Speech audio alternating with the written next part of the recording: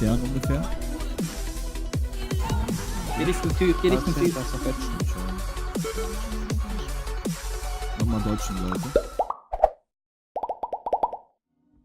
Hello my friend, this is Flonce Rogue and today we want to talk about legendaries. So, let's see what we're gonna talk about today. I will compare some legendaries together with some bosses and we'll talk about my opinion of how they work together. Let's see.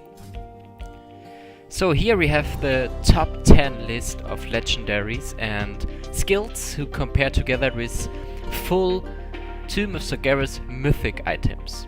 So you can see mantle and head will shine. We have 1, 2, 3, 4, 5, 6, 7. 7.5 times we have the head in the top 10. And yes, but this is for TOS Mythic gear. So I want to compare for each boss I have done in Mythic and which legendary I've choose there, and I want to tell you why. So I hope you can understand my opinion, and let's go on. So, Goroth I played with the crown and the shoulders. I did this because on the pure single target fight this legendary combination is awesome. And it's really awesome the shorter the fight is. So Goroth has 4 billion HP, so it's not this long fight, maybe 2 to 3 minutes. And that's why this combination will outshine every other legendary combination. You've got the 40 energy rack for 5 seconds. If you use Kingsbane, you will use Kingsbane very often. And of course you can use the shoulders, vanish, proc 3 times. 1 in the opener, 1 in the normal fight and 1 in the execution phase. So really nice combination. And of course you can do the most DPS on the pure single target short fight with crown and shoulders.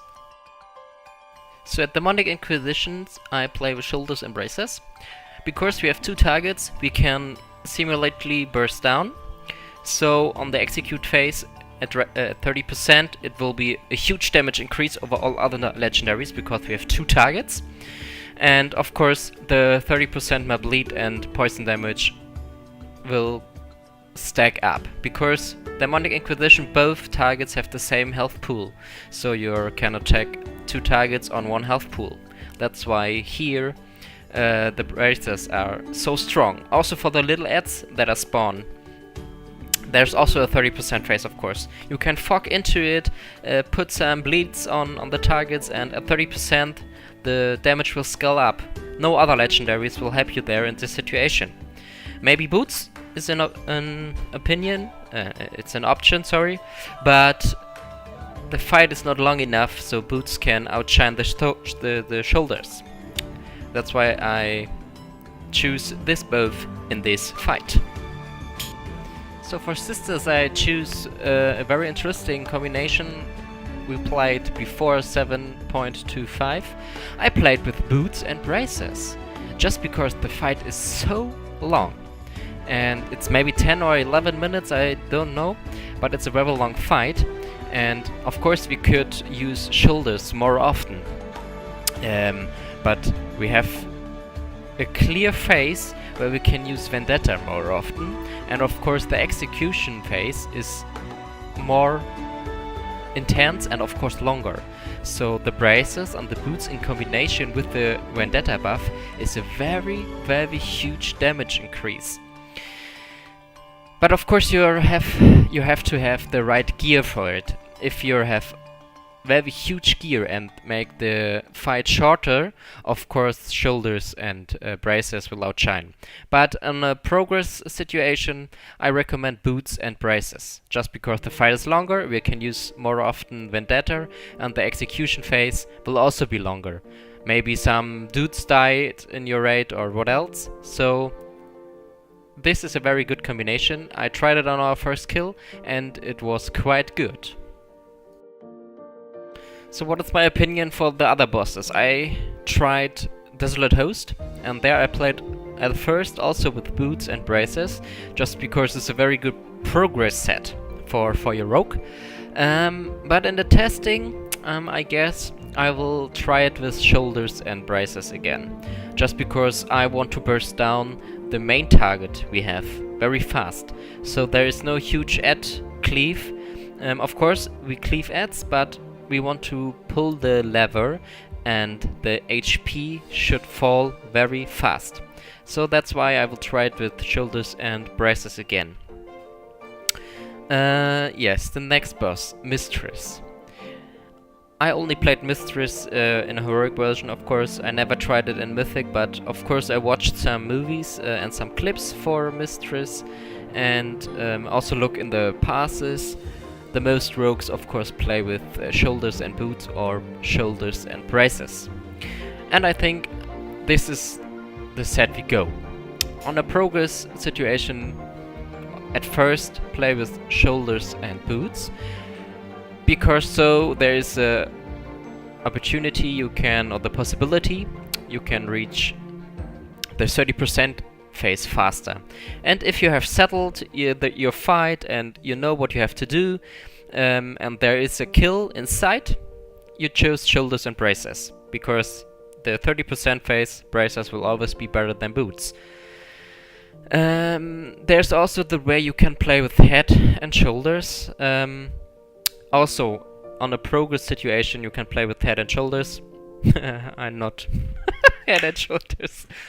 Sorry guys, okay. Head and shoulders is the way to play with. So, let's go on to the next boss. So, maiden. I also never tried maiden before, but of course I make some thought about it. And like I said before, always remember progress, try boots and any other legendary. But if everything is settled, of course I would play with shoulders and braces, of course. Just because we have a flat damage increase from the orbs you will collect. And if you're on the burst phase on 30%, you're on the last time you collect orbs, try as many as orbs you can collect, and you have the 100% damage increase overall, plus the 30% in your execute phase for bleeds and poisons, and then Vendetta on buff on top. Oh my man, it will be a huge damage increase. Also, if you're lucky and got a poison bomb into this phase, just sweet. There are not so many passes for assassination, of course, because all the high-end rogues play subtlety. But for assassination, this here is also the way to play with.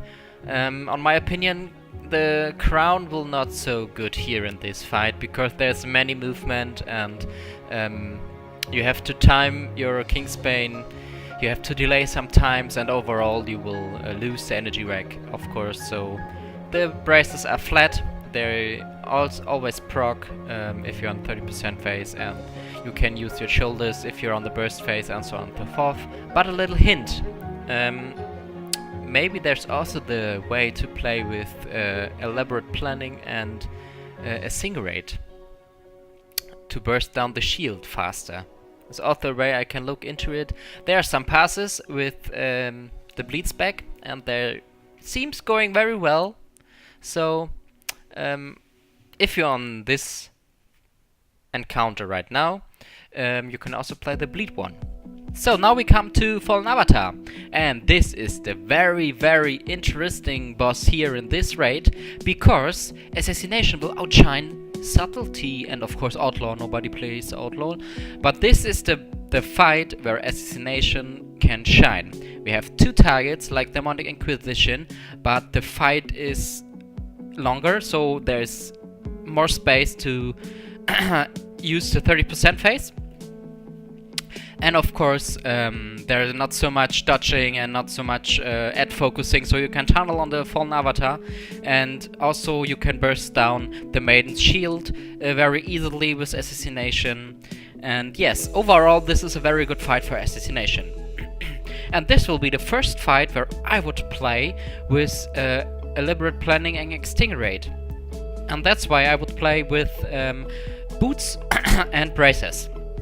Just because we have to burst down the shield very fast, and with a Singerate and elaborate planning, or it's a very huge burst you get here if you use Extinguate in the shield phase of the maiden. And of course, on the avatar as well, Extinguate is a good way to play. So, now Kiljaeden. There is not so much to say about Kiljaeden, just because only a pool of 40 or 50 guilds have killed it right now. But in the first kills of every guild there were many rogues, and always assassination rogues in the roster. So what is the play, or what the way to use assassination rogue here? Assassination rogue has a very smooth burst phase and a very smooth ad cleave right now. So maybe they want to tunnel the subtlety rogues on the boss, and the assassination rogues put some bleeds and some poisons on the ads that are coming, and of course the soaking aspect. So rogues are nearly undiable and unkillable because of so many utility. So that's why many rogues play on this encounter here. Maybe 4 or 5 rogues I saw in the rosters. And there were also subtlety, assassination, and of course outlaw as well. So all rogue specs are used at this fight, just because they want to cleave the ads very fast. And because of ad cleave, maybe, yeah, I looked into the gear the rogues wear. It were always shoulders and braces, but maybe there's a little funny aspect where we can use the cloak to save our fan of knives, and if the ads appear, just press our fan of knives. And some assassination rogues also play with the insignia.